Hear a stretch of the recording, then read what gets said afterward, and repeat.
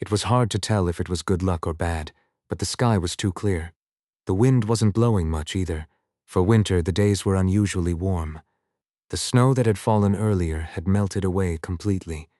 Not that Green Pearl was a place where snow piled up often, unlike the Penhanill Mountains, which were always covered in white. In short, it was disgustingly good weather to fight in. It felt like even the sky was pushing them toward battle. The enemy is right in front of us. That was the message from the messenger. At that moment, Enkrid was still walking casually among the regular soldiers. Meet them at the palisade. Everyone, move out. At the commander's call, Enkrid moved as well. Aren't you supposed to go back to your position? Helma turned her head. She was speaking to Enkrid, who had fallen in beside her. She was in the middle of grabbing her buckler and spear. Enkrid casually matched her pace and responded. It's fine. Helma blinked. What did he mean by fine?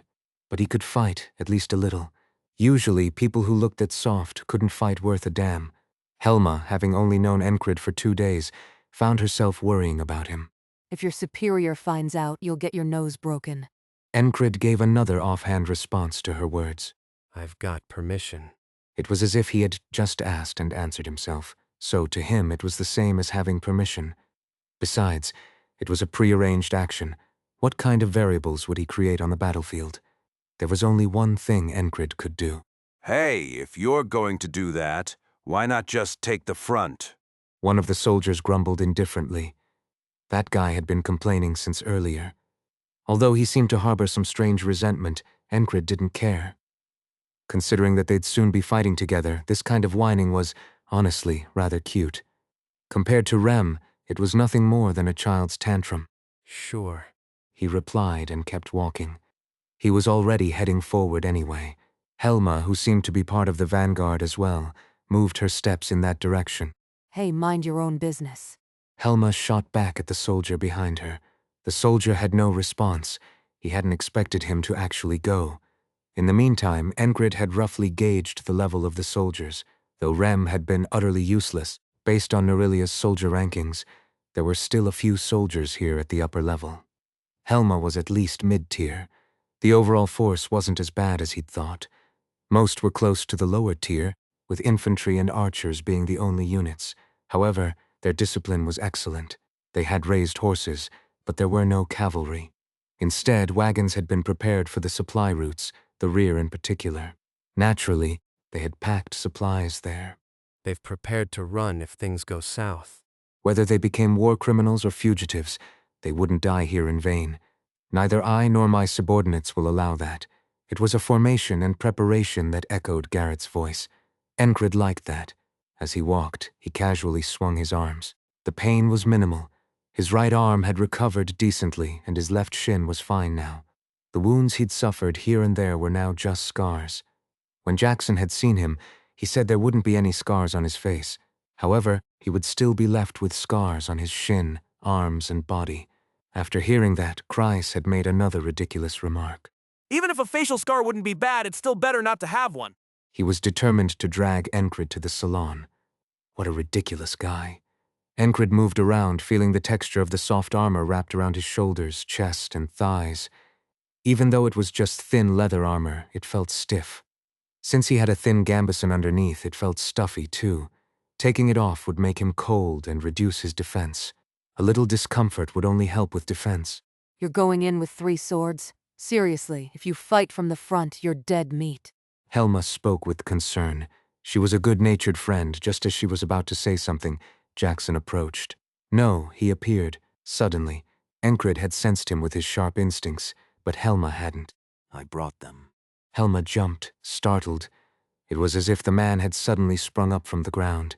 He was wearing a thin hat instead of a helmet, and a blond man beside him, constantly adjusting his leather helmet, joined them. You're here? Yes. What about Dunbachel? Big Eyes has hidden her with Sinar. He said we need to keep the card concealed. Oh, really? It was a trivial conversation. Helma didn't fully understand.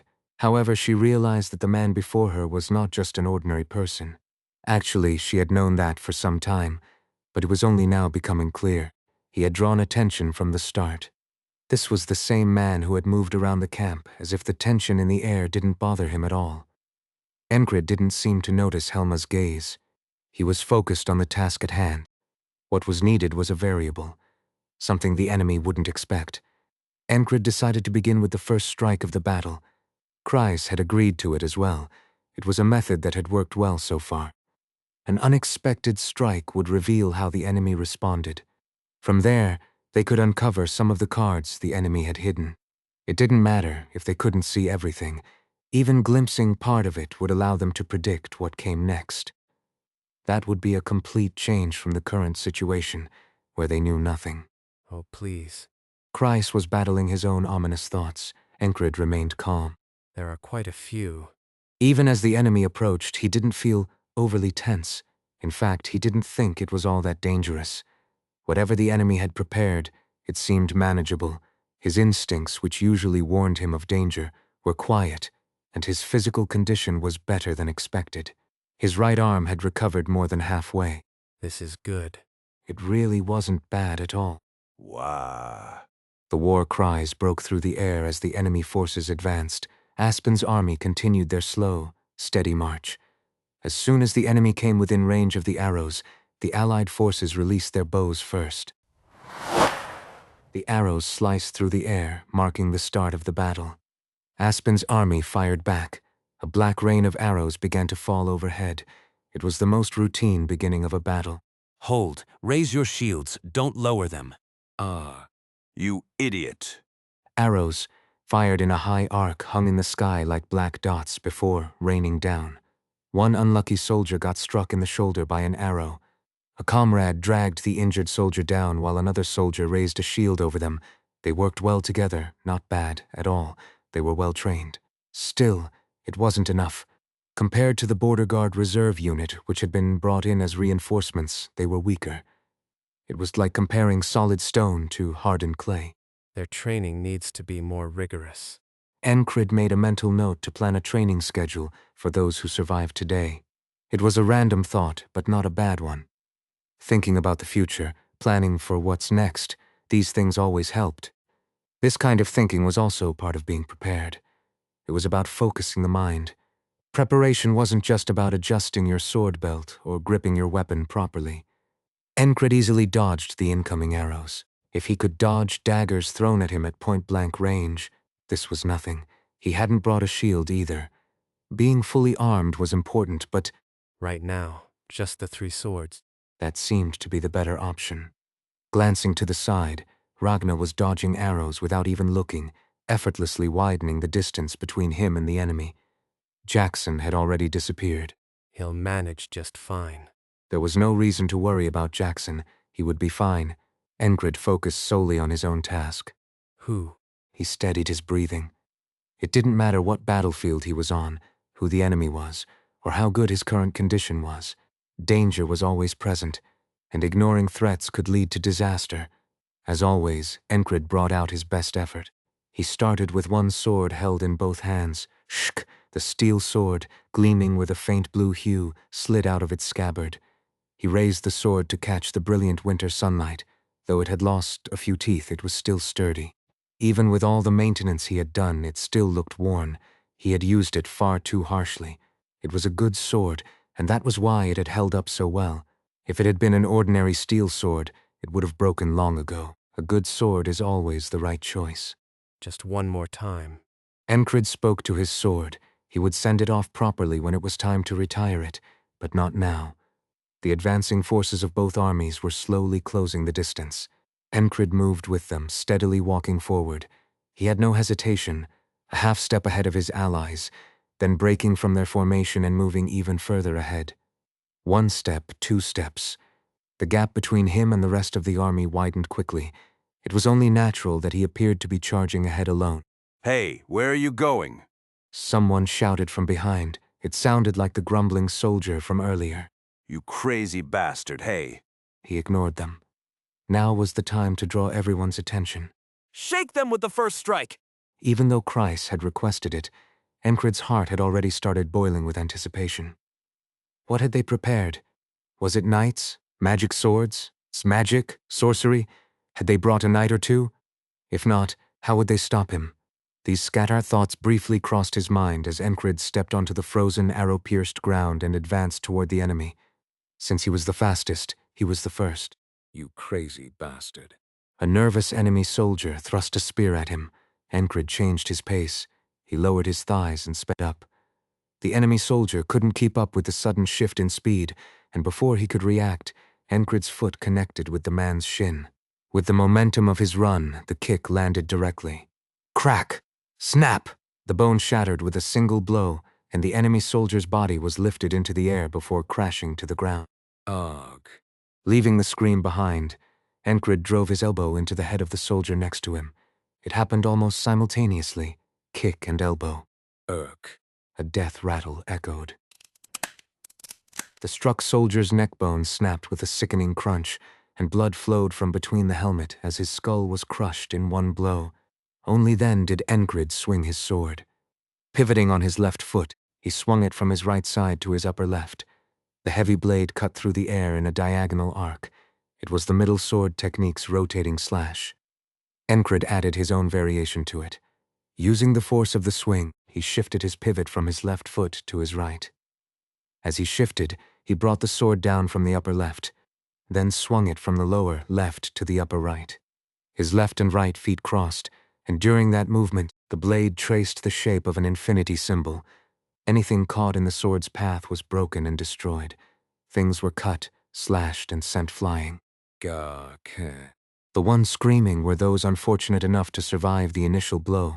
For those whose necks or heads were caught by the blade's trajectory, it was the end. With 2 powerful slashes, 9 enemy soldiers fell dead. Because he had alternated his footing and moved from side to side, the range of his sword was wide. Kill him. An enemy commander nearby, his eyes bloodshot, shouted. Even seeing this, he didn't retreat but gritted his teeth instead. They're more disciplined than our forces. The enemy's training, the quality of their soldiers, and even their commander's capabilities were superior. Enkrid, focused on fighting, couldn't assess everything at once, but his instincts told him he needed to kill that commander. He realized instinctively that doing so would increase their chances of victory. As he advanced again, spearheads closed in from all directions. Long spears thrust at him over and over. Enkrid deflected what needed deflecting and dodged what needed dodging. It was like cutting his way through a forest of spearheads. Eventually, he reached the commander's close range and delivered a downward slash to the top of his head. Using the technique of a clean cutting strike, the commander's head didn't just split, it burst apart with a sickening thud. It was a result of Enkrid's overwhelming strength. As the blade struck the helmet and passed through, the shattered skull pierced through the scalp. Blood and brain matter naturally flowed out.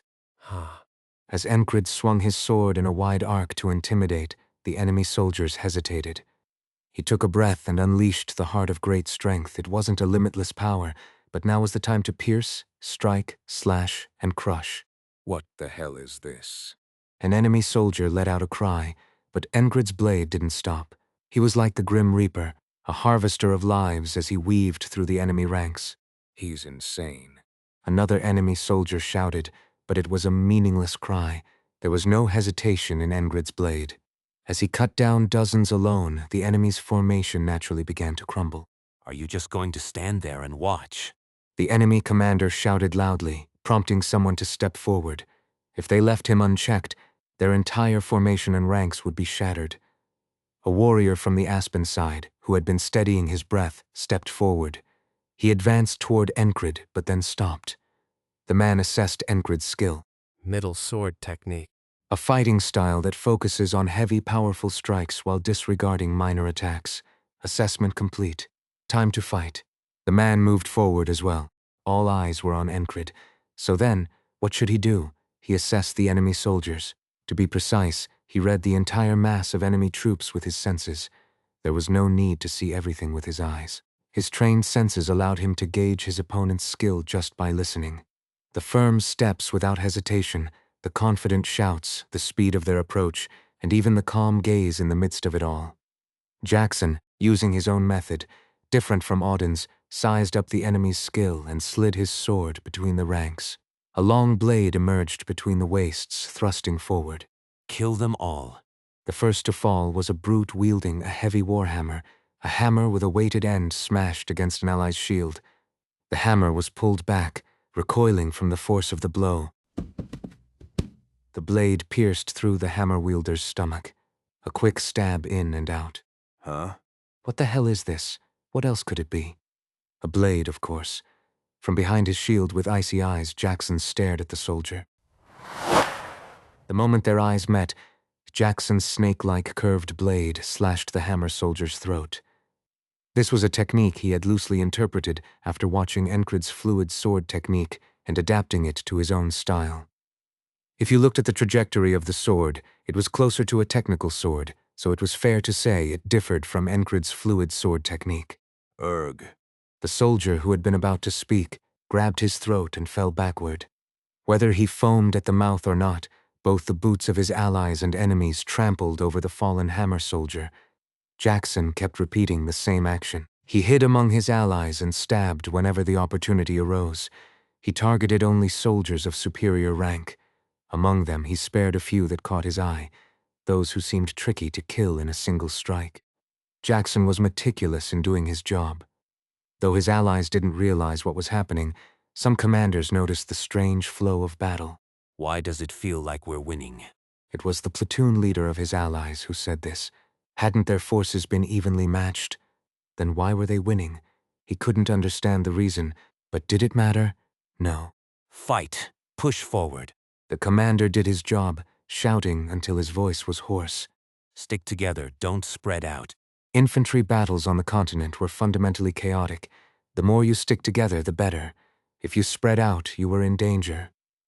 The fight between the two armies followed this pattern. The Border Guard Reserve Unit, which had come as reinforcements, was also fighting fiercely. They're flanking. Don't let those bastards through. What doesn't kill me makes me stronger. Pain, strength. Those who had survived previous battles were all veterans now. This was a unit of experienced soldiers. Their quality was different from the battalion that had been stationed at Green Pearl. They intercepted the enemy forces trying to flank to the right. It's the Greyhound, those persistent bastards. It was a unit well known even to their allies. They were attempting to flank, but the Border Guard Reserve Unit stood in their way. Crazy bastards. The Greyhound was living up to its reputation. Even though the Border Guard Reserve Unit had more numbers, it looked as though they were being pushed back. But it didn't matter. There were others rampaging at the front lines. Enkrid was tearing through enemies with his middle sword technique, and Jackson was hiding among the Green Pearl soldiers, killing only those who fought well or issued orders. It was thanks to their efforts.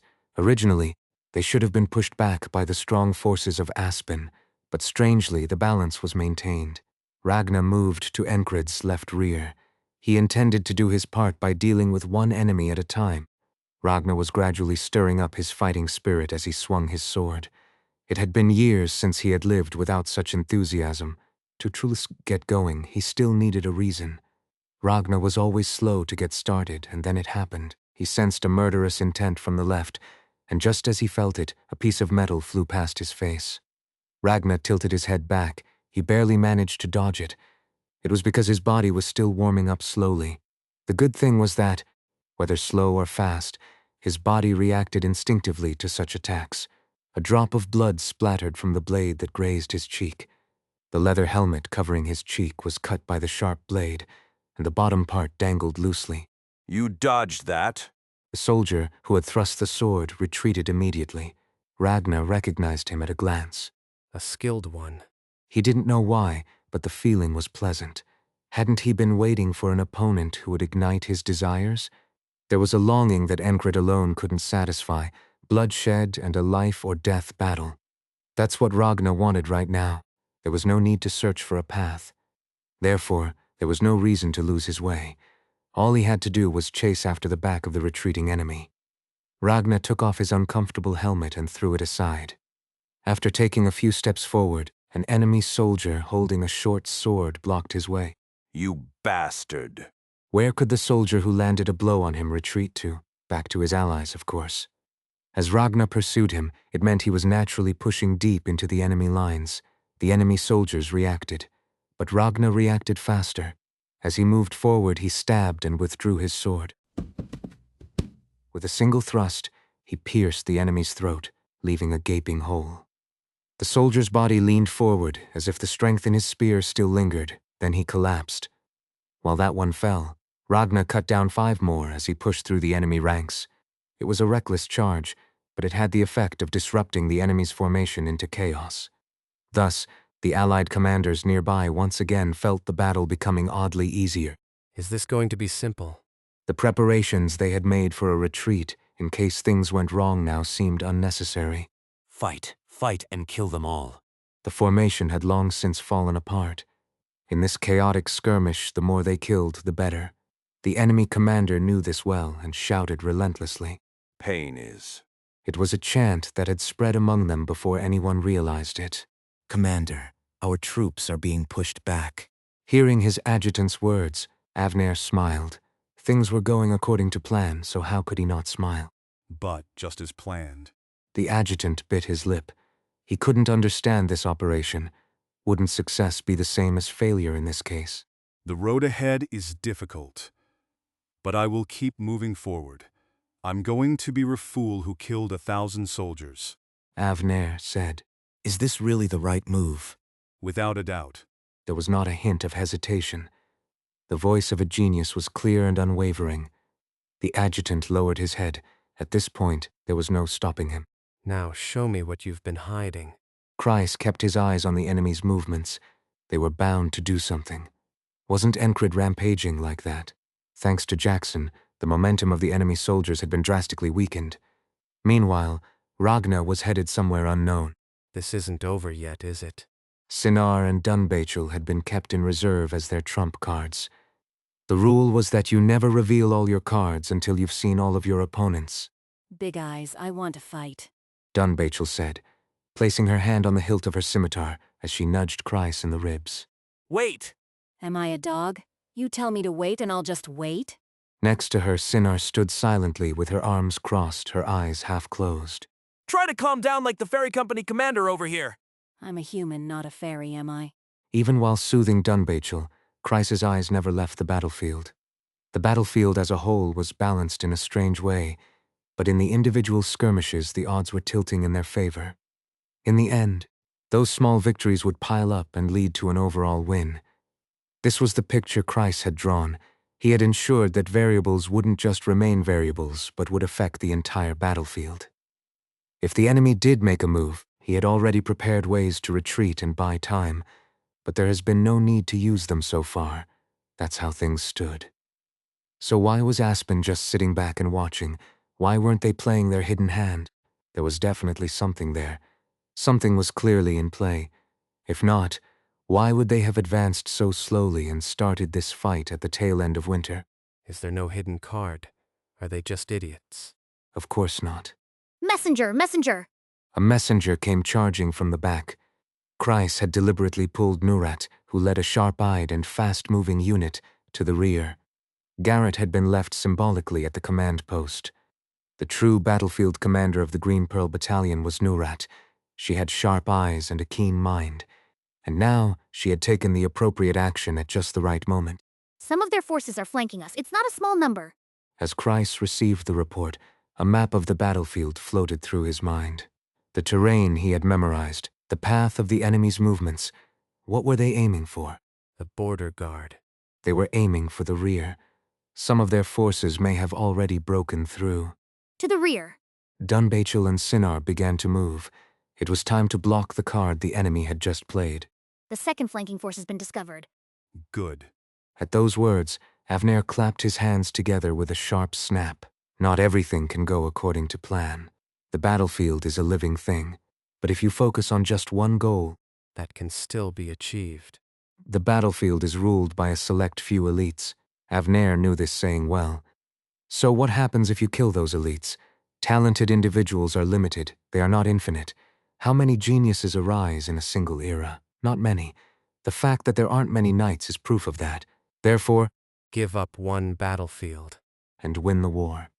Even if he ended up being called the greatest butcher or the most foolish commander in history, Avner would still laugh. Are the preparations complete? They are finished. Good. Proceed. The adjutant bowed his head and withdrew. As Kreis had predicted, Avner sent part of his cavalry toward the border guard. Enemy forces are approaching. Of course, the border guard had not been lax in their vigilance, so they were aware in advance. Rem, who had been grumbling all day, suddenly shot up from his seat. The news made him forget about the cold in an instant. Who's here? Not even a long-lost lover after 10 years of separation could bring him this much joy. Brother, if your heart is too impatient, you'll step into a puddle and get your shoes wet. Auden said as he stepped forward from behind. You say that after leaving your own club behind? Haha, brother. The Lord said that protecting oneself is the start of all things. It was a fitting attitude for a disciple of the god of war. Wasn't he basically saying he was ready to kill everything in sight? Teresa, who had been about to stand up, stopped when she caught Auden's gaze. The injuries she had sustained from killing the wolf bishop were severe. Fighting in her current state would only damage her body further. Auden wasn't going to let that happen.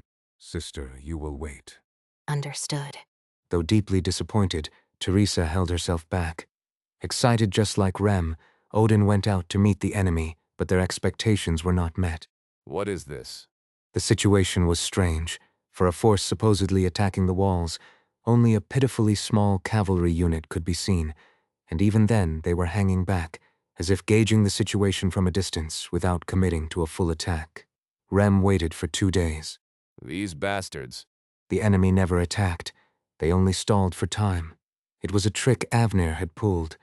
In the past, Marcus had pulled off a similar maneuver by pretending to head toward Ardcrossgard, a city in Aspen. Though the situation was different, the result was similar. Avner had tied down the border guard. This small cavalry unit was too insignificant to attack the walls or cut off their supply lines. In fact, Aspen's cavalry was more desperate for supplies at this point, and their numbers were not many either. Upon closer inspection, Rem noticed that each cavalryman had 2 or 3 horses. It was a unit full of bluff, using the extra horses to make themselves look bigger. Don't you have anything better to do, you little punks? Rem was left frustrated, but Avner had clearly achieved his goal. He had temporarily blocked the route for reinforcements from the border guard.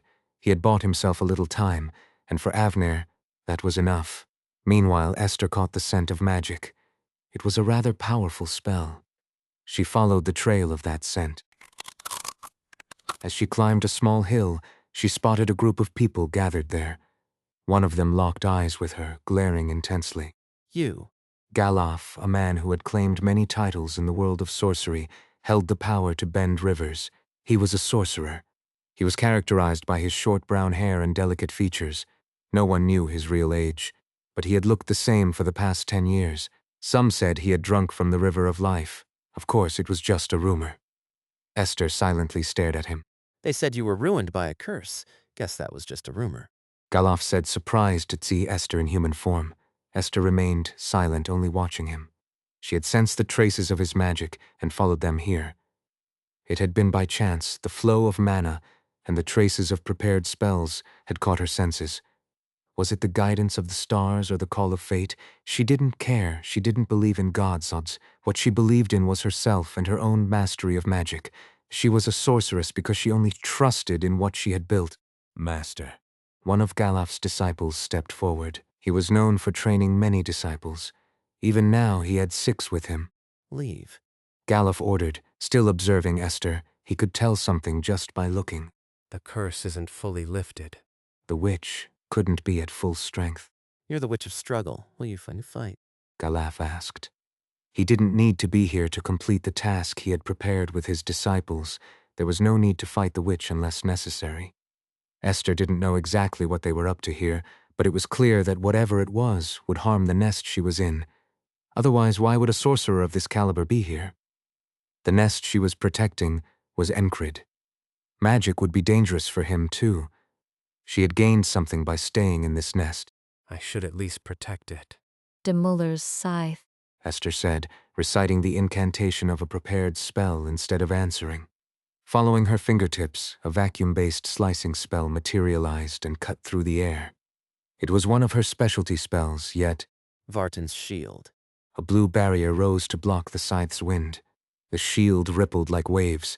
With the glowing blue dome between them, the two sorcerers opened their worlds of spells. Got you? When speaking of a duel between wizards, it's said that they each open their own world of spells. The spells they've stored within their respective worlds became their weapons. Galuf drew forth a river from within his world. Russian strike. A staff had appeared in Galuf's hand before anyone realized. From the white, glowing gemstone at the tip of his staff, a portion of the river spilled out. It quickly formed into a massive mass, becoming a bomb made of water droplets that flew through the air. You think you can beat me while under a curse? How stupid. Galuf shouted as he hurled the water bomb. As soon as Galuf commanded the strike, Esther also began forming hand signs. Instead of showing emotion, she revealed her spell.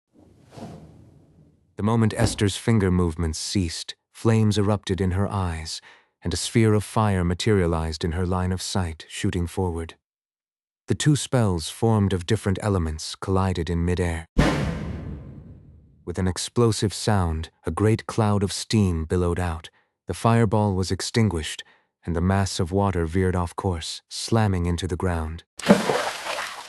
The ground was deeply gouged, and steam enveloped the surroundings. The mist that filled the air obscured their vision like a thick fog. But the fact that they couldn't see didn't mean the two wizards would lose track of each other.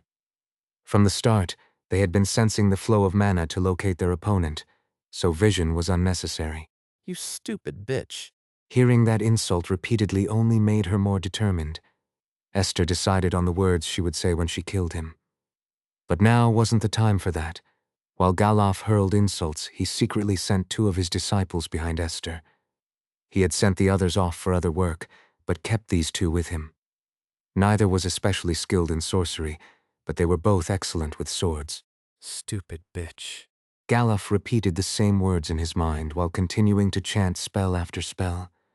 The two disciples crept forward.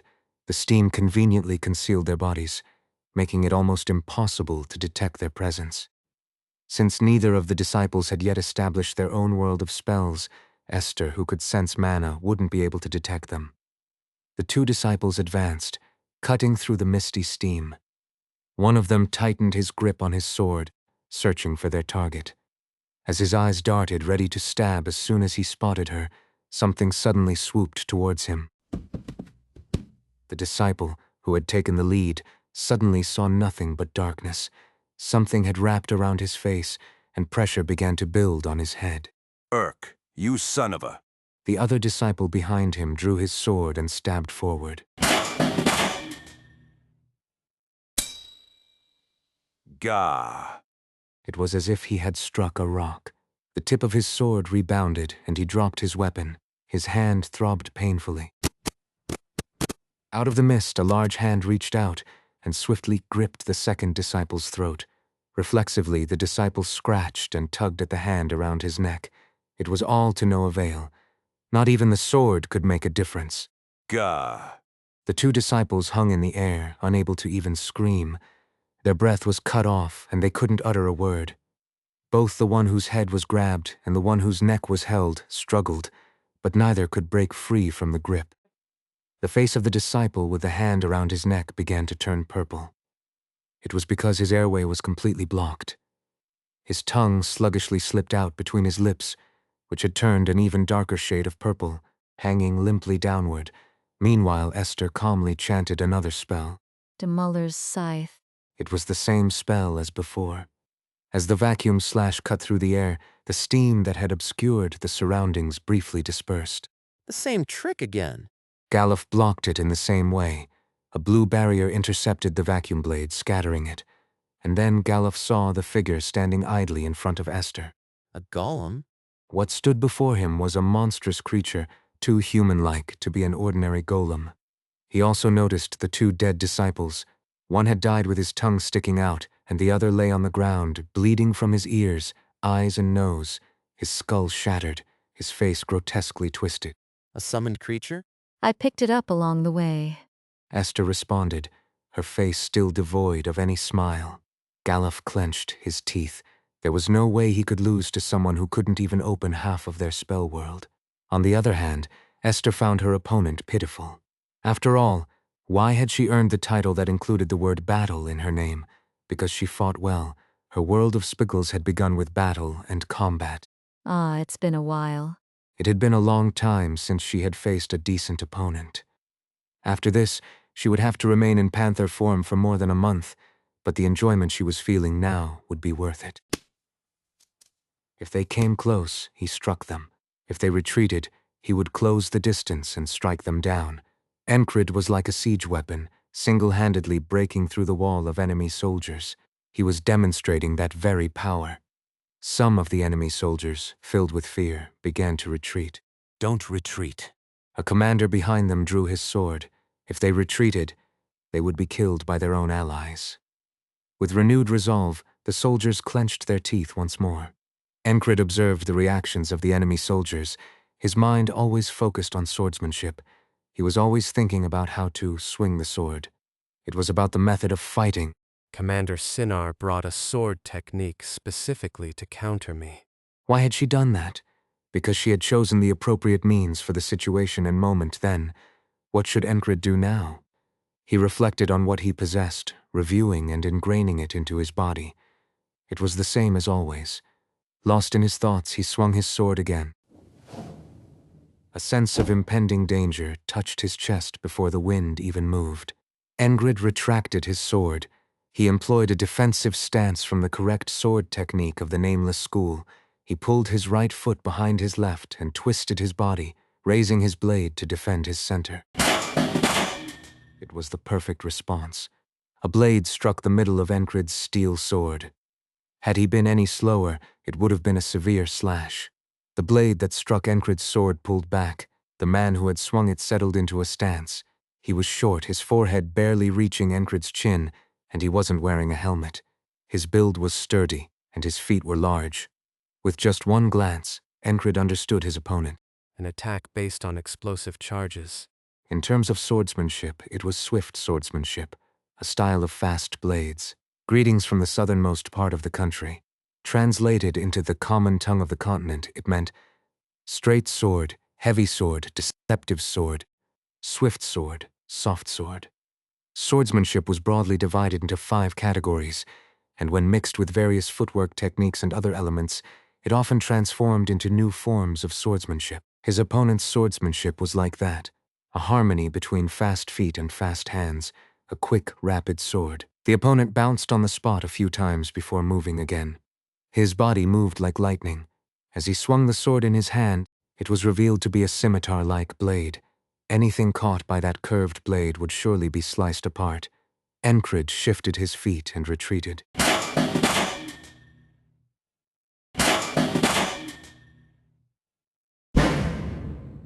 Even though Enkrid blocked 2, 3, 4, 5 consecutive strikes, the opponent did not let up. There wasn't even the sound of breathing, but the attacks came continuously, one after the other, nor did they slow down.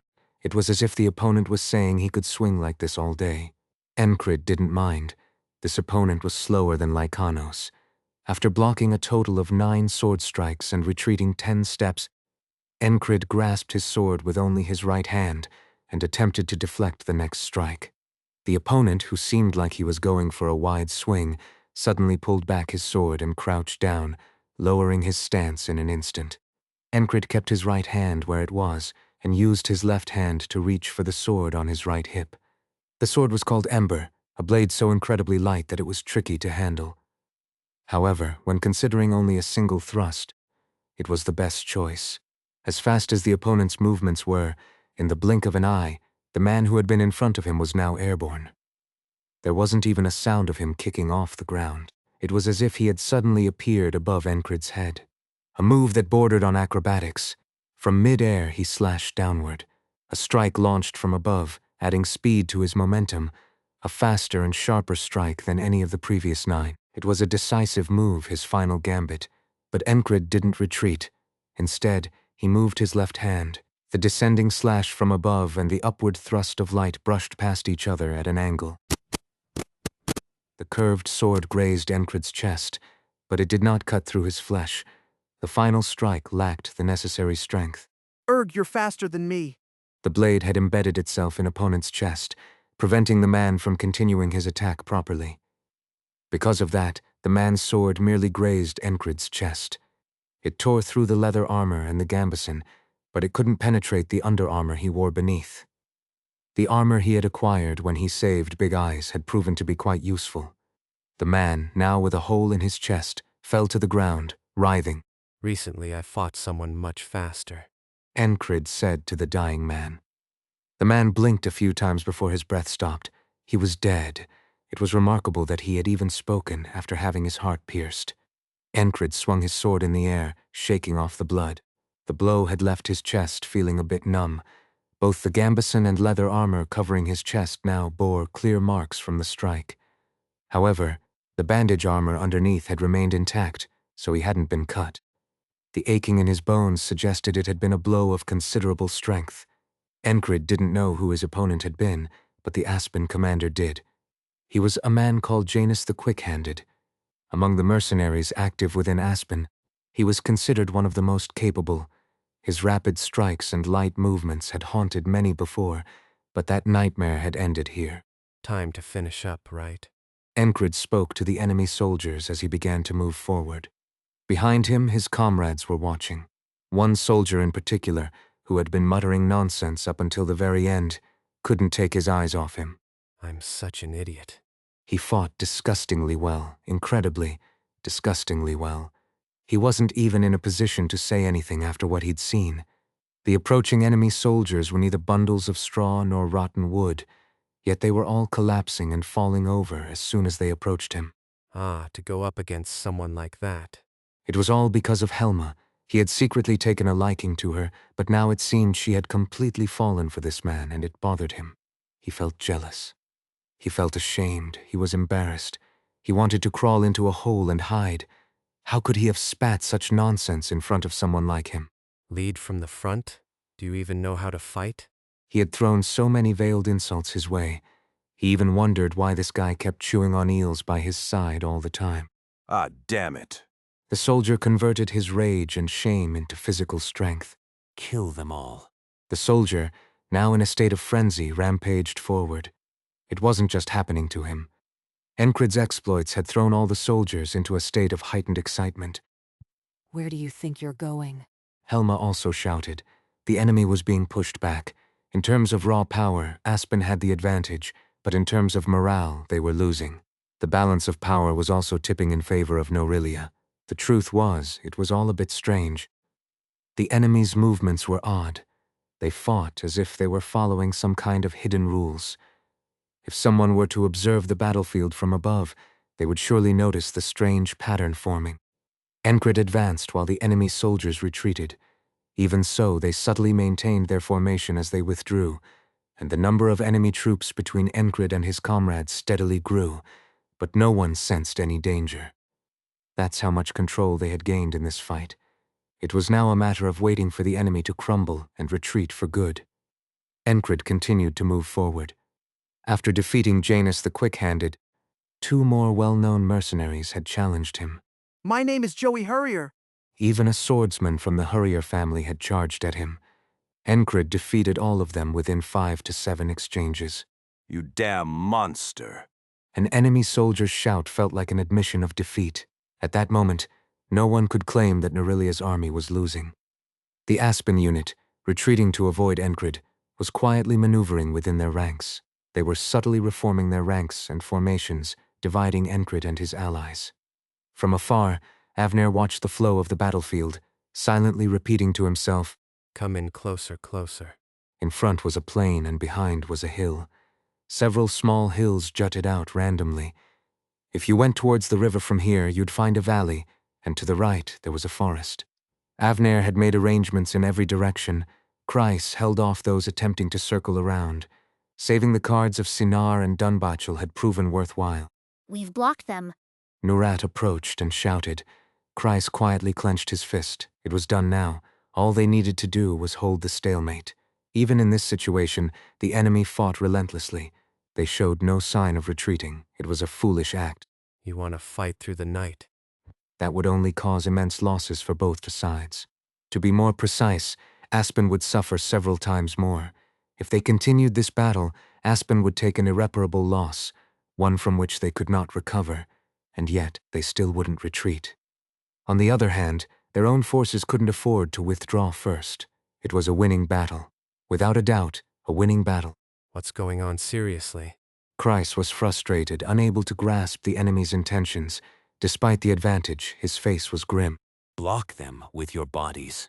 Some of the Greyhound unit had withdrawn and were now pursuing Enkrid from behind. They were relentless, with tenacity as their defining trait. Push them until the end. What a bunch of lunatics. That's what Enkrid thought as he swung his sword. It was time to retreat.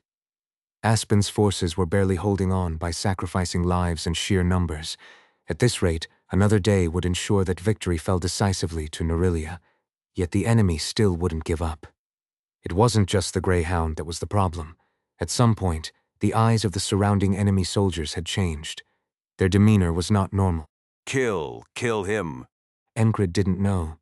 Some of them had their families held hostage, and others were criminals. They were people trading their futures for the present. If they survived here, their crimes would be pardoned.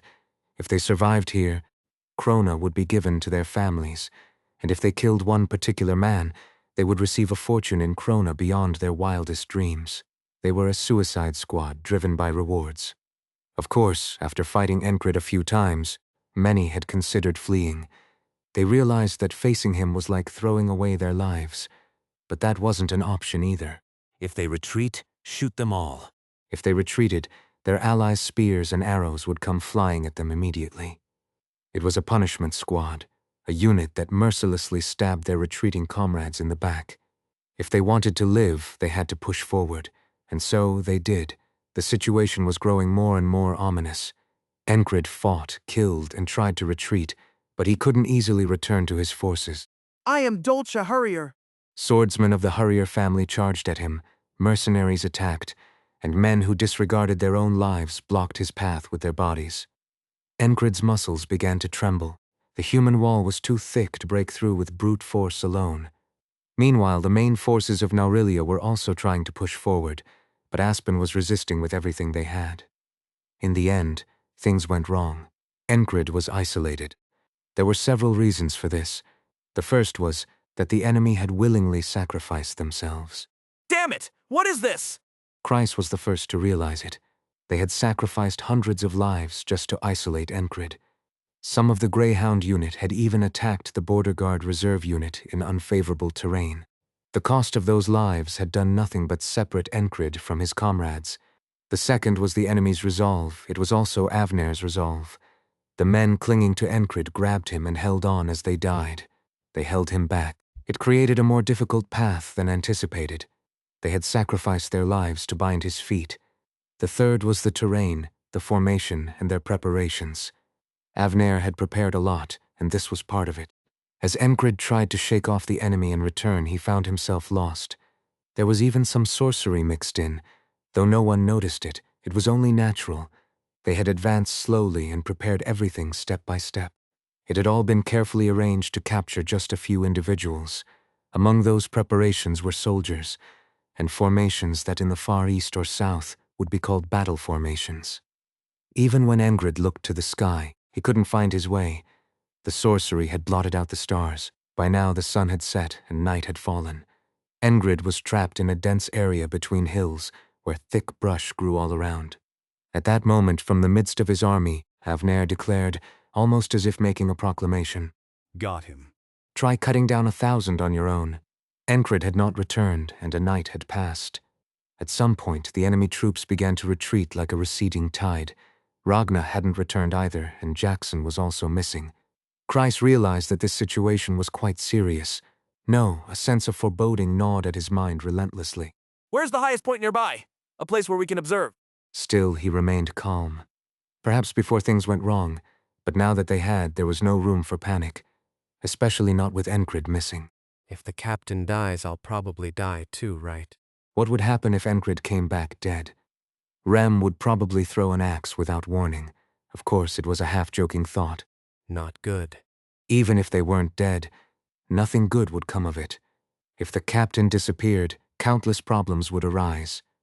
If you asked him exactly what those problems were, he'd have to think for a while to come up with an answer, but the thought occurred naturally. One thing was certain, the Madmen platoon would be finished. Who could possibly control Rem, Ragna, Jackson, and Auden? No one. In the past, they could have put up a scarecrow and gotten by, but as time passed, they too had changed. Now only the captain could handle them. If they were gone, could the border guard really fend off Aspen's attack set to happen next spring? Not a chance. In that case, I'd bail without looking back. Why would he stay here? He wasn't some kind of patriot. While Kreis stood in the shade of a tree, lost in thought, Nurat, who had been recalling the surrounding terrain based on maps and memory, spoke. Follow me. Kreis, shrouded in shade, gave off an eerie aura. Nurat thought as much but said nothing. It felt strange. Was it because Enkrid was missing? The thought suddenly struck her. It was a woman's intuition, and it was correct. Kreis with Enkrid and Kreis without Enkrid seemed like two different people. Hurry up! Kreis urged. Nurat brought 2 horses, and they both rode off. After passing a few nearby hills, they came across a rough path. It was a road they had to climb while half hanging on. No lady would dislike a strong body and well-trained muscles. It was only natural that an elegant lady would take an interest in physical beauty, and Kreis never neglected his training. Thanks to that, he climbed the steep mountain path with ease. Nurat, being a trained warrior, ascended even more effortlessly. Once they reached the top, Kreis cast his gaze far into the distance. Those crazy bastards! The morning sun illuminated the surroundings, and he could now see the enemy's formation. They were hiding between the hills. Should they chase after them? Should they press the attack from behind? That would be a bad move. What if they followed and were counterattacked? It was terrain too favorable for ambushes and surprise attacks, no matter how high their morale was, and no matter how well they had done in the previous battle. We don't have overwhelming superiority in numbers yet. If they were caught off guard, the situation could be reversed in an instant. No, from the start, they had aimed for pushing the enemy out. That had been the goal from the beginning. Winter was on their side. How do they plan to endure the cold? What about supplies? Why would Aspen be so greedy for green pearl? Beyond the plains that Norilia occupies lies a treacherous land. It's filled with hills, valleys, steep mountains, and monsters lurking in the shadows. Surviving through winter and maintaining supplies there is no easy task. At most, they can hold out for 4 or 5 days. That's the time the enemy can endure, which means this is a winning battle. Now all they really had to do was hide inside, shoot arrows, and hold their ground. But there was one problem: Enkrid's absence. Could they have abandoned this entire battlefield just to capture the captain? Would they really give up the whole battlefield just to catch a few people? It was bold, too bold. Using an elite few was meant to win battles. But if you abandon the battlefield itself, what remains? The future, of course. Securing it. Could they have really gone that far? This ominous thought provided an answer, but Kreis wasn't sure. It was just too daring of a move. One more day. Kreis decided to wait for the captain. To Nurat, his words sounded ominous, but there was no room for argument. The man with the large, sorrowful eyes who had lost his captain exuded an eerie strength. Avner waited a day. There was no need to rush the attack. He needed time to prepare as well. The place where Enkrid had been cornered was between 3 hills, with a valley and cliffside. It was a place meticulously laid with traps. All of this was an investment to kill just a few people. Are there any variables? The seeds had been planted in the ground, and the fruit had grown. Now it was time to harvest. Though harvesting would require much blood, Avner believed it was a worthwhile task. Thus, failure was not an option. Avner pondered repeatedly. He sipped tea with sugar. Sugar helps keep the mind sharp. What variables could arise from here?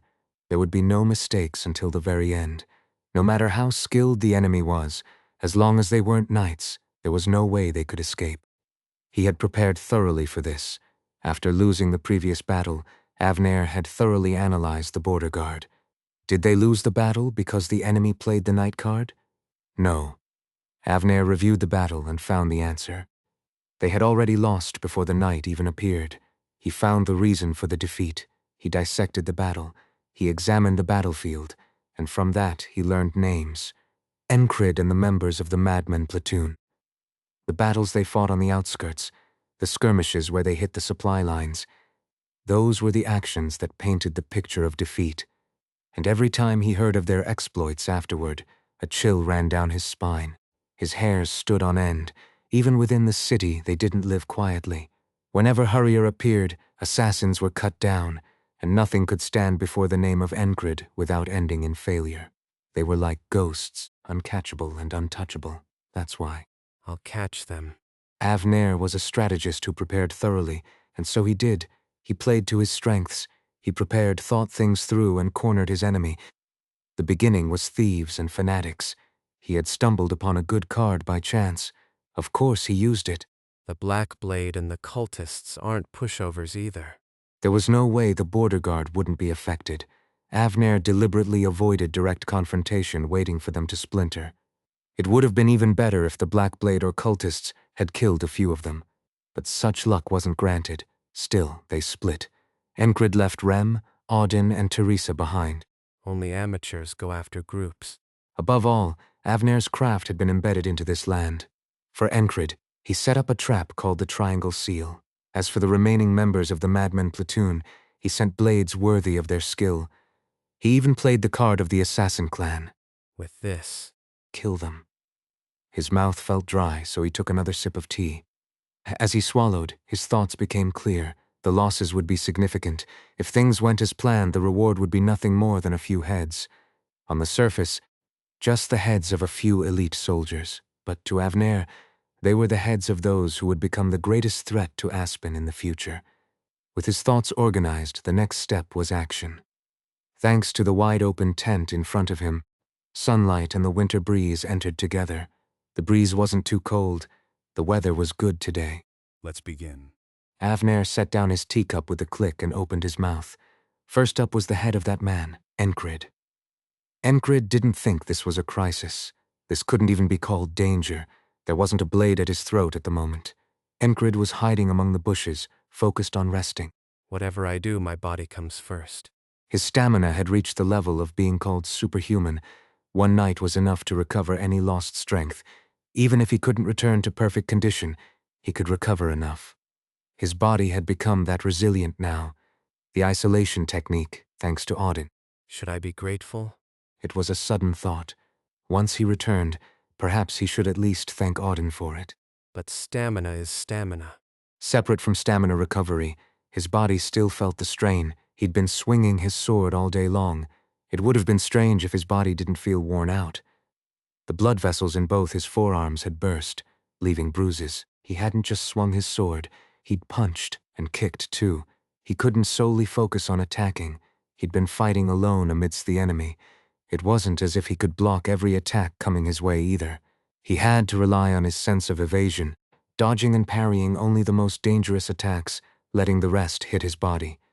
To be exact, he deflected the attacks with his shoulder guards, gauntlets, and shin guards. It was an insane thing to do, but thanks to the techniques he learned from Auden for Enkrid, it wasn't even that crazy. If I were a real knight, this wouldn't be difficult at all. Reflecting on the battle in short musings, Enkrid chewed on some jerky he'd brought and sought out a stream to quench his thirst. The water was clear. He drank without boiling it. If he ended up with a stomachache, there must have been poison mixed in. Hearing the sound of water from far off, he guessed a valley must be nearby. I'll rest for a day and leave tomorrow. Even if he lost his sense of direction, there was always a way out. Just choose a random direction and keep moving straight. Even if it's the wrong way, once his sense of direction returned, finding the way out wouldn't be difficult. That's how Enkrid thought. I wonder how the battlefield turned out. There was no time to look back or survey the battlefield. This wasn't a fight where you could afford to reflect. Enkrid had done his best. He had thrown himself into the battle and achieved this outcome by fully committing. Though he didn't know it, the tide of victory had already turned from a single battle. The end of this battlefield would be adorned with Norilia's victory. There was nothing to be done about those who had died in the meantime. While Enkrid wasn't aware of the exact state of the battlefield, he knew there was no need to fight any longer. Aspen had become a deer torn apart by a beast. Even though he didn't control or see the entire battlefield, he could feel the flow. Enkrid found a sturdy tree, laid down some fallen leaves beneath it, and closed his eyes. He needed sleep. Rest was essential. When he woke, it was just before dawn. His body, long trained, immediately went into combat readiness upon awakening. Russell, He heard the sound of someone stepping on grass. It was fortunate that he hadn't lit a fire. If he had, it would have given away his position completely. This might actually be for the best. He could find the enemy, ask where they were, and make them guide him out. Enkrid held his breath and focused on the sound. He sharpened his hearing. At the same time, he slowly began loosening his muscles. Starting with one finger, he generated warmth in his body, which had stiffened from the cold, to prepare himself. His ears located the enemy's position. The sound came from the left at first. Rustle, now it was from the right. He could sense their presence. They were that close. Enkrid, focusing on listening, cautiously poked his head out. What is this? This wasn't a small scouting unit. It was a large force. They were sweeping through the bushes with their spearheads. The sound of spears stabbing into the brush echoed continuously. It wasn't just one or two sets of eyes searching for him. Even with a quick glance around, the place was filled with enemy soldiers. Counting them would be pointless. It was inevitable he'd be spotted like this. There he is. His eyes met those of the enemy. They've got sharp eyes. Enkrid thought as he stood up fully. Catch him. The enemy soldiers rushed toward him. Fighting isn't always the best option. Enkrid withdrew. He wasn't a fool. Kreis often praised his captain's sharp mind, and it wasn't an exaggeration. Enkrid thought quickly. It was better to use his feet to escape than to engage them directly. Thud, thud, thud, thud. Suddenly a barrage of arrows rained down from one side. This is madness. If they keep firing arrows like that, they'll hit their own men. Enkrid raised his sword, deflecting the arrows he couldn't dodge, and quickly moved toward a large tree to use as cover. A few arrows struck the tree. As expected, some of the arrows hit their own comrades, yet the arrows didn't stop. Fire, keep firing. More arrows flew in. Enkrid glanced at the blade of his sword and swung it powerfully toward the tree. It was a full-force horizontal slash. A loud explosion echoed. When his sword struck the tree, half of it was nearly split in two. At the same time, a crack ran down the blade. The sword had been worn out after the previous battle. Enkrid then drew his gladius and aimed for the half-cut tree. The heart of great strength began to pound. The muscles in his arms reacted, swelling as he swung the blade. Though the gladius was blunt, it was solid, and it shattered the remaining part of the tree as if breaking it apart. The tree tilted. Huh? The enemy soldier directly underneath it froze in panic. Soon, with a crashing sound, the tree fell, breaking branches as it collapsed. Get out of the way. This is insane. The enemy soldiers scattered in confusion. Enkrid took advantage of the chaos and sprinted. He headed in what he guessed was the south. He discarded the cracked sword and switched his gladius from his left waist to his right. Where do you think you're going? Blocking his path were heavily armored infantrymen. They stood there, holding thick shields, blocking the way. There were more than 50 of them. As he considered dodging, more enemy soldiers swarmed in from both sides. Why are there so many? There are way too many. Are others besides me also caught up in this? Enkrid stepped back. If he charged in, he could probably kill most of them. But what then? The reason Enkrid had survived this long was because he never rushed into things recklessly. He didn't walk paths where death was obvious. He pulled back and ran again. While running, he kicked a stone on the ground. With a sharp snap, the stone flew into the air, and he struck it with the flat side of his gladius. With a sharp noise, the stone flew faster than an arrow. The stone hit the head of a soldier just about to fire his crossbow. This is where I'll break through. A gap appeared where the crossbowmen had gathered. Enkrid dove into the enemy formation. It was no different from a predator leaping into a herd of prey. With the gladius in his right hand, he slashed and struck, while he used Ember to stab. Ember wasn't suited for slashing anyway. After cutting down 5 or 6 men, a path opened. It looked like a trail artificially created between the bushes. Got it. Just as he thought he had escaped. Fire. Bolts flew in from both sides. It was a trap using the crossbow unit as bait. Whoever planned this. It was a vicious trap. Enkrid rolled forward. One bolt struck his armor. Though it hadn't pierced his flesh, there was no time to pull it out. Enkrid kept running. He dashed to the side, slashing down 7 or 8 more soldiers. Then he jumped back and cut down another 15. He repeated this cycle of slashing, stabbing, fighting, and fleeing. The battle that had begun at sunrise continued until sunset. No matter where he went, there was no escape. It felt like being trapped in a labyrinth. He even saw walls made of stacked stones. When had those been prepared? It was absurd. There was no way to break through by force, not while dragging a horde of enemy soldiers behind him. Who are you people? Though he hadn't been seriously injured, his arms and legs trembled. It was the result of constantly running and swinging his sword without rest. Even the strongest person has their limits. They say a knight can slay 1,000 men alone. But what about a junior knight? A junior knight can't kill 1,000 by himself. That's why he's a junior knight. As Enkrid struggled and ran, Avner muttered to himself, The road ahead is difficult, but try cutting down 1,000 on your own. Then maybe you'll survive. If not, then you will die. The strategist of Aspen was certain of that. Foosh! Dozens of arrows, after fighting relentlessly to the very end, running and battling again and again. Behind him, 3 swordsmen from the Hurrier family blocked his retreat. In front of him, the path was obstructed by dozens of shield-bearing, heavily armored soldiers, and then dozens of arrows flew towards him. There was no time to dodge. An arrow struck his stomach, another pierced his shoulder.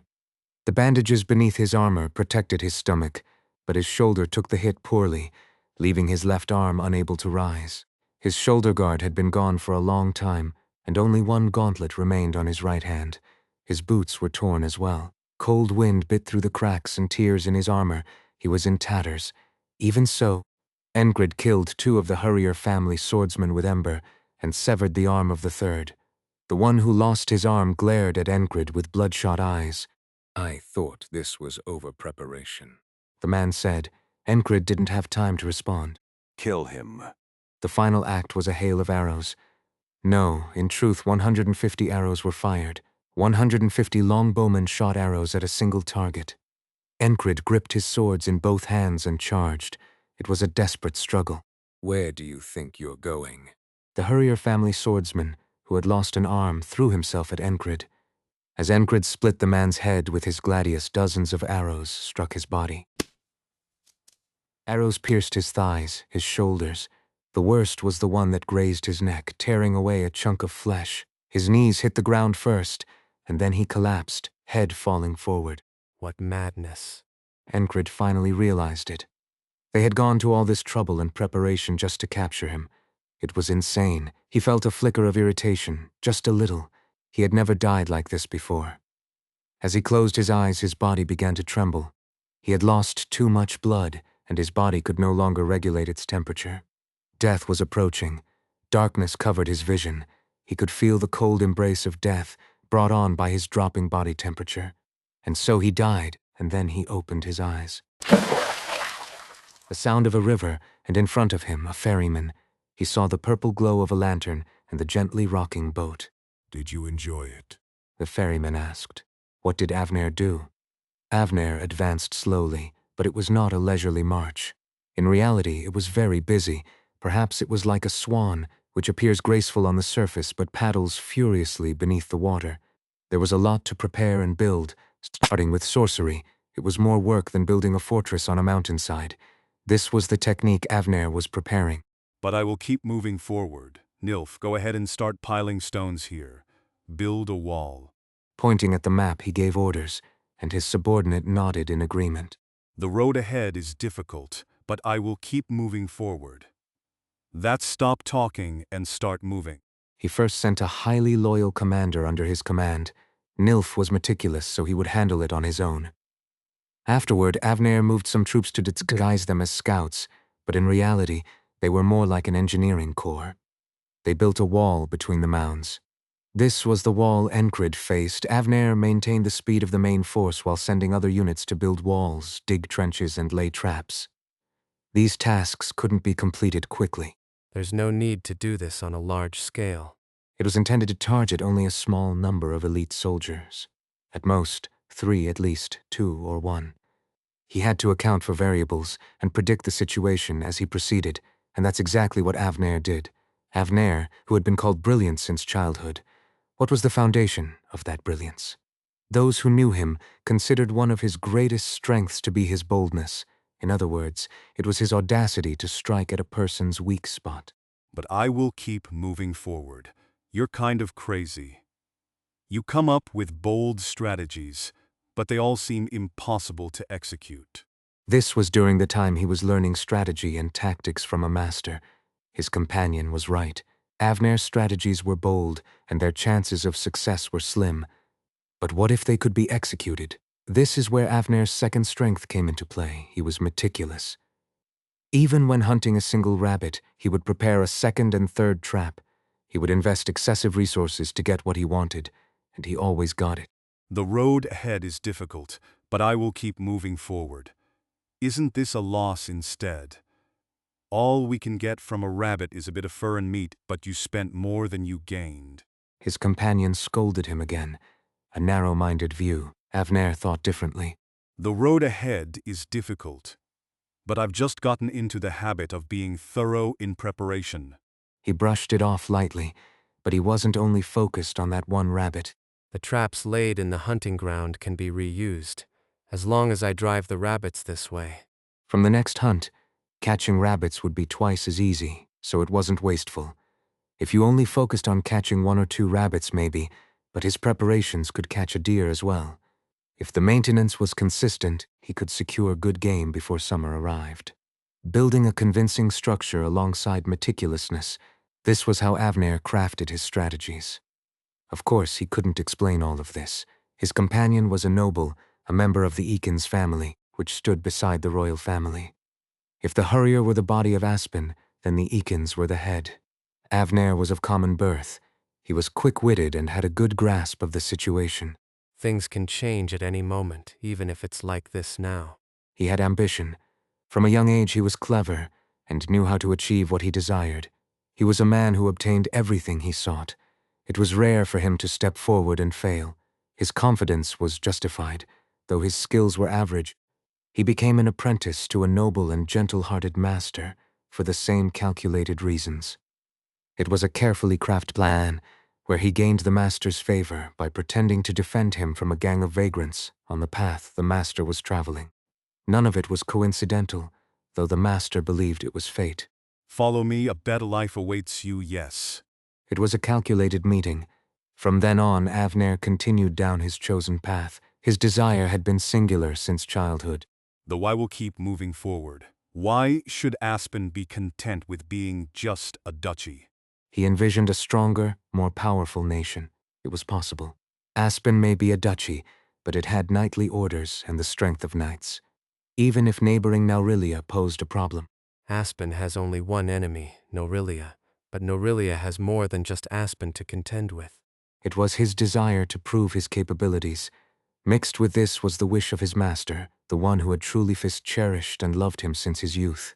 Avner, being human, was influenced by this affection. Flying things moved forward. In the end, the man took him as his son, a man who knew little of politics but was full of patriotism. Even though he knew he had been deceived, he still gave Avner his love. That man was both his master and his father. Avner balanced his ambitious desires and the influence of his master, turning them into his weapons. I will prove myself in this land. In doing so, he would carry on a part of the dream his master, his father, held. Therefore, you must die. There was likely no one in Aspen who paid as much attention to Enkrid as Avner did. He scrutinized him to the point of obsession. The conclusion he reached was that Enkrid and his forces posed a great threat to Aspen and to his own dreams. A future knight.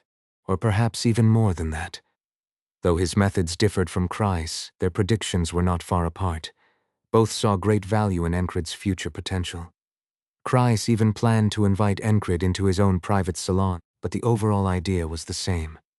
A knight, looking only at the feasibility, Avner could provide more legitimate reasons than Kreis. Of course, he couldn't say this to the royal family. They would dismiss it as nonsense. But if, by chance, 1 in 1,000, 1 in 10,000, a knight were to emerge from the borders of Naurilia, especially if that knight were to appear right on the border with Aspen, one knight could shift the balance of national power. The emergence of an enemy knight would undeniably be a disaster. It can't be good. Thus Enkrid must die. Avner devised the triangle seal, a formation of triangular fortifications. 3 mounds and artificial structures. To win in war, one must make the terrain an ally. That's exactly what Avner did. Using artificial means, he made the terrain work in his favor. He made the land and the sky his powerful allies, and to that, he added sorcery. Cover the sky to prevent them from determining direction. This was easier than summoning the fog of annihilation. As a result, there was no need to use multiple sorcerers, though even this much could leave one sorcerer exhausted. It only had to be maintained at the necessary moment, for less than a day. If that hadn't been the case, he wouldn't have even considered using sorcery. In other words, Avner forced his opponents into a corner with precise calculations, then briefly blinded them with sorcery. He was confident that he could trap his enemy with it, and that's exactly what happened. He cornered his prey in a natural prison, pouring over 1,000 soldiers into the trap. Was this an efficient battle? Of course not. Absolutely not, but it guaranteed the death of that one target. The prey wouldn't escape. It's like setting 20 traps and sending 5 hunters to catch one rabbit. But what if that rabbit was going to turn into a crazed monster, wielding a sword in its mouth? Huh? Avner didn't think so. He soon dispatched dozens of messengers in quick succession, issuing commands to the flag bearers. But I will keep moving forward. Each flag bearer served as a tool to relay his orders. To ensure the perfect prison, they couldn't even allow the sound of drums to be heard, so this method was chosen. Thus, the triangle seal formation was completed. One part of the triangle was formed by the artificial wall. 2 others were strengthened by sorcery and magic. The final part was held by 1,000 soldiers. Even a knight wouldn't easily escape. This was the trap Avner had prepared. The ferryman asked a question. The purple lamp swayed above the dark river. Between the flickering purple light, shadows bent, curved, and straightened. Was it not enjoyable? The ferryman asked again. This time his face became faintly visible. Even while looking at that face, Enkrid remained silent. The ferryman waited for an answer. There was none. Time passed. In this realm of consciousness, the passage of time was imperceptible. But the ferryman knew their meeting was about to end. Moments later, Enkrid's body, as seen by the ferryman, began to crumble like grains of sand. It was a return from the inner world to the outer world, a repeat of the same today. The ferryman watched as Enkrid scattered like dust before his eyes. As he departed, Enkrid finally spoke. Ah. It was strange, as if he had only just now noticed the ferryman. Was his earlier silence not because he had nothing to say, but because he was ignoring him? Something stirred within the ferryman's mind, but he kept it to himself. After all, he was no longer the same as the ferryman who had once cursed at Enkrid, calling him a bastard. I will ask again next time. In the place where Enkrid disappeared, only the ferryman's words remained. Enkrid had no time to answer, up until the moment before his death, or at the moment of his death. No day is ever fully accepted as the day he will die. Even so, he instinctively absorbed everything happening around him into his mind. It was a habit for reflection, a preparation for tomorrow. Many things had happened. The sheer volume of information entering his mind, the things naturally memorized, remembered the things needed, he filtered and refined them. Still, there was a lot. Too much. As he gathered information from his surroundings, questions inevitably arose. Did they really send this many troops just to capture him? He didn't know. Did the reason even matter now? This was the moment to accept what had happened and find a way through, not a time for overthinking. After dismissing those distracting thoughts, Enkrid began recalling the events in reverse order. As he recollected, he heard a rustling sound. It was only natural to sense a presence the moment he opened his eyes. It was a repetition of the same situation. There was too little time for reflection. As soon as he regained his senses, it was time to fight again. But this was not a crisis. It's thin. Enkrid didn't perceive this as an insurmountable wall. Another day of desperate struggle, and he'd be able to roughly grasp what was happening around him. At most, it would take 2 days. His calculations would be complete. Today was a day he could get through. He had faced countless dangers and survived. When he fought Resha of the Rosevine, the lycanthropes and Aspen's elite forces, it was the same. When he slipped through the ranks of the Knoll Horde, it was the same. When he faced the twisted, piercing master for the first time, it was the same. Some things change, but some things remain the same. The bigger pattern is the same. Thus, having learned the enemy's movements from just one encounter, Will I need a second today? in other words, it wasn't a wall. Compared to previous repetitions, this would be absurdly easy. Enkrid took a step forward. What if he ran in a completely different direction than the one he took yesterday? There has to be a gap somewhere. Surely they wouldn't have deployed an entire battalion just to catch one man. To sum it up, the enemy had done exactly that. A similar struggle ensued, a repeat of yesterday. My name is sent. Enkrid was a little surprised. He had run in a different direction than yesterday, yet the same man blocked his path. Why? It was another repeating day. Unless he made a drastic change, things remained the same. His arm throbbed, his sword was broken, and he now gripped a gladius instead. The fight hadn't lasted long, but thanks to this man named Sent blocking his way, things got complicated. Using the snake sword, the first technique in his swordsmanship, he deflected and cut, slicing the man's fingers. Thud, thud, thud. The blood and fingers flew through the air, thanks to the blade striking the hilt. He saw an opening. The moment he recognized it, his body moved instinctively. Even if it wasn't will, the techniques he learned from clashing swords with Lycanos didn't just disappear. It wasn't just the sense of evasion. It was an intentional reflex. Guck. Enkrid thrust the tip of ember into the man's throat, muffling his scream. From cutting Sent's fingers to drawing the next ember, it was almost one fluid motion. It was that quick and natural. After thrusting and withdrawing the sword, a thin stream of blood spurted from Sent's neck. With a hole in his windpipe, Sent clutched his throat. Blood was pouring from his severed fingers. He fell headfirst to the ground. Let's not meet again. Enkrid muttered as he lifted Sent's corpse. Using his left hand, he raised the body like a shield, just as bolts from crossbows slammed into the mercenary's corpse. Twip, twip, twip! They just keep coming, don't they? There were indeed many. Far too many. He still didn't know why there were so many. Arrows, crossbow bolts, spears, heavily armored infantry, and even the Hurrier family's men, along with some skilled mercenaries. All of them came charging just like yesterday. Barely managing to endure and push through, he sprinted toward one side, only to be blocked by more enemies. Persistent bastard. Stay cautious. There were 4 of them. They were wearing ill-fitted gambesons, tailored for the cold, and to Enkrid's eyes, they were nothing more than mediocre fighters. And his judgment was correct. They weren't particularly skilled with weapons, but had something else. Spells. They blocked his path as he was trying to escape along the stream. Enkrid regretted not bringing the whistling dagger. No, even if I had brought everything with me. By now he would have used it all up. Wherever he tried to hide, there was an ambush waiting for him, and wherever he ran, enemy soldiers blocked his path. It felt like some ghost was toying with him, and this was the result of that relentless escape. Press forward and trap him.